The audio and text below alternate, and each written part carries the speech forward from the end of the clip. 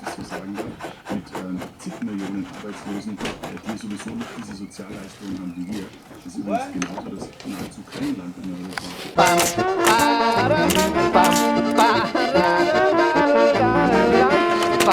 Europa.